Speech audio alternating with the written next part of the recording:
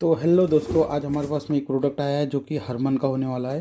ठीक है, ये हरमन ब्रांड के अंडर में एम्पलीफायर होने वाला है। मैं आपको शो करा रहा हूँ। बॉक्स कुछ इस तरीके से है। चलिए मैं आपको शो कराता हूँ इसके अंदर में किस तरीके का एम्पलीफायर है। बॉक्स को करते हैं अनबॉक्स। तो इसमें अपने को मिलने वाला है, सबसे पहले एक रिमोट मिलने वाला है हरमन का ही। ठीक है, और ये मेन अपना एम्पलीफायर है, इसको साइड में रखता है। इसके साथ में दो कनेक्टर्स मिल रहे हैं। और देखते हैं अपना एम्पलीफायर, जो कि एक बेस्ट क्वालिटी का एम्पलीफायर दिख रहा है हमें। इसके अंदर में 4 चैनल दिया हुआ है और काफ़ी बेहतरीन क्वालिटी का है। बॉडी वगैरह भी एक नंबर लग रही है। हरमन का ब्रांडेड है। लुक वाइज तो बहुत प्यारा लग रहा है।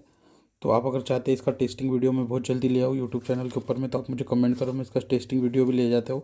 और जिस किसी भाई को भी परचेस करना है ये ब्रांडेड एम्पलीफायर अपने कार के लिए, तो हमसे कांटेक्ट कर सकते हैं। एकदम बेस्ट प्राइस के अंदर में हम दे रहे हैं। प्राइस जानने के लिए जल्दी से जल्दी मैसेज कीजिए।